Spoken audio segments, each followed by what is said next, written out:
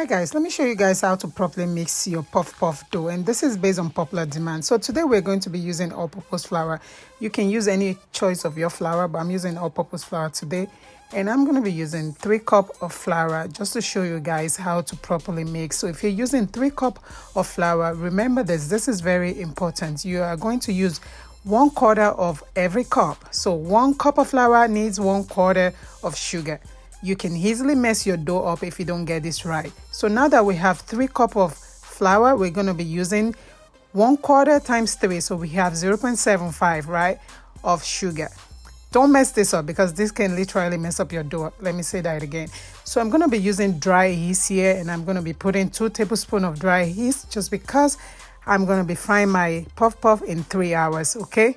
So your yeast is based on how long you want to make your puff to stay. So I'm going to put like 2 to 3 pinch of salt and a little bit of cinnamon here. If you want to put nutmeg, you can go ahead and do that also. So now I'm going to pour it in a bigger bowl, and I'm going to mix the flour and sugar together until I can feel the sugar in my hands. So the first thing I'm going to do, I'm going to put a cup of lukewarm water just to see. You don't want to put too much water right away, so you can start with a cup of lukewarm water. Make sure your water is lukewarm.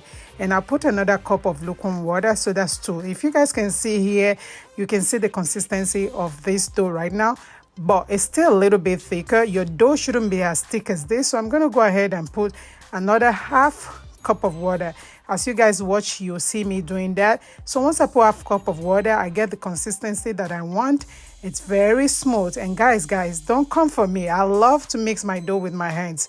I'm very good with my hands, guys. So if I'm doing more than this, maybe I'll go ahead and use something else to mix it, but I love to use it. I love to feel the dough in my hands. So you guys can see the consistency of the dough. This is how you want your puff dough to look like. So this will give it that fluffiness inside. When you fried it, you see the puff will be so fluffy. So as you guys can see, you see some balls coming out like a balloon. So that's to tell you that your dough is properly mixed. And so clean out the dough and get a cellophane bag. Cover the dough with a cellophane bag. Cover it with the foil paper, and also put some towel. If you have a thicker kitchen towel, put it on top of the dough and look for a very warm place. Usually I use my oven. Make sure your oven is not on. I just cover it and put it in my oven, for about 3 hours. So since I put 2 tablespoons of yeast, so I'm going to cover it for 3 hours because I have somewhere to go. So I want to make sure that I fry this puff in 3 hours. All right, guys, so once I cover it, I put it there, and 3 hours later, when I come back, guys, this is what you guys gonna see.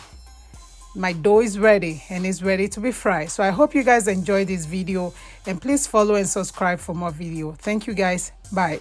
Oh my God.